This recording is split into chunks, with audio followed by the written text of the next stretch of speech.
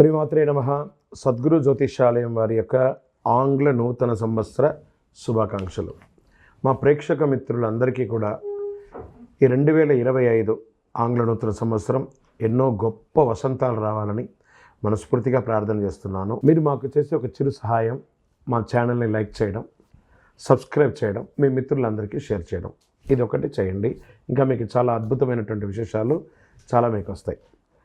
మరి ఈ ఆంగ్ల నూతన సంవత్సరంకి ఉగాదికి మధ్యలో ఉన్నటువంటి 3 నెలలు ఉంటుంది చూసారా, చాలామందికి మళ్ళీ ఉగాది పంచాంగ శ్రవణంతో పాటు మళ్ళీ వస్తుంది.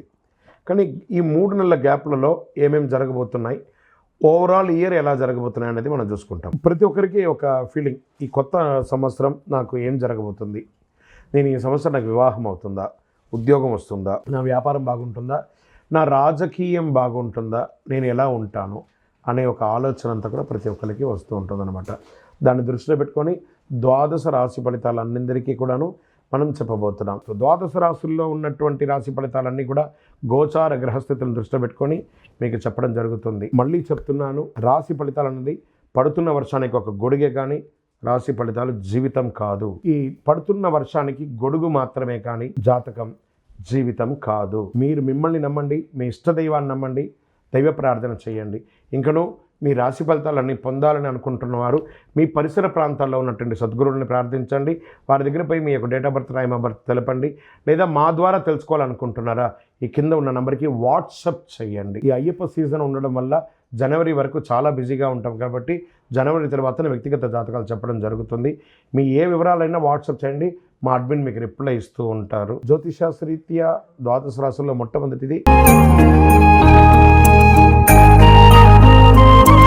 తులారాశి మిత్రులారా, 2025 ఆంగ్ల నూతన సంవత్సర శుభాకాంక్షలు మీకు ముందు. ఈ యొక్క సంవత్సరంతో మీకు ఎలా ఉన్నాయి శుభ ఫలితాలు అంటే, బృహస్పతి మే నుండి 9వ స్థానంలో సంచరిస్తున్నాడు, శని 6వ సంచారంలో సంచరిస్తున్నాడు, రాహు మే నుండి 5వ స్థానంలో, కేతు మే నుండి 11వ స్థానంలో సంచరిస్తున్నారు. ఈ గ్రహాల సంచార కారణంగా తులారాశి వారికి 2025 సంవత్సరం అన్ని విధాల అనుకూలం. పడ్డ కష్టాలన్నిటికీ ఒక ఫుల్ స్టాప్ కాదండి, ఫుల్ స్టాప్. పడ్డ కష్టాలు చాలు. తులారాశి వారు అద్భుతంగా ఉండబోతున్నారు. పురోగతి గ్రహం బృహస్పతి గరంగా సృష్టించడానికి భావోద్వేగాలు అంతర్దృష్టి సృష్టించే చంద్రుడితో కలిసి ఉంటున్నారు. మిథునంలో ఈ 2 గ్రహాల కలయిక చాలా మంచిది. వ్యక్తుల జాబితం సానుకూలంగా ఉంటుందని కూడా చెప్పచ్చు. బుధుడు తిరోగమనం నుంచి ప్రత్యక్ష దిశలో సంచరిస్తాడు. జీవితాలు ఎన్నో మార్పులు రాబోతున్నాయి తులారాశి వారికి. గురు భగవానుడు సంపద, శ్రేయస్సు, జ్ఞానానికి కారమైనటువంటి గురు భగవానుడు 1 సంవత్సరం పాటు రాశిలో సంచరిస్తాడు. అద్భుతం కదా. మీరు పడ్డ కష్టాలన్నింటికీ విముక్తి. ప్రస్తుతం వృషభ రాశిలో సంచరిస్తున్న గురు భగవానుడు 2025లో మిథునంలోకి ప్రవేశిస్తున్నాడు. మిథున రాశికి అధిపతిగా బుధుడుగా ఉన్నాడు.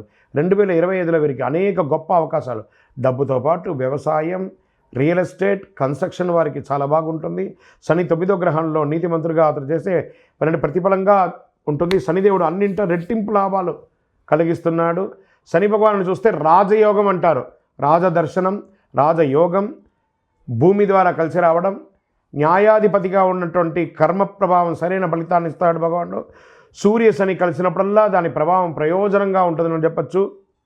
వీరికి ఊహించిన ఆర్థిక లాభం, సూర్య శనులు ఒకచోట కలవడం వల్ల ఊహించని లాభం.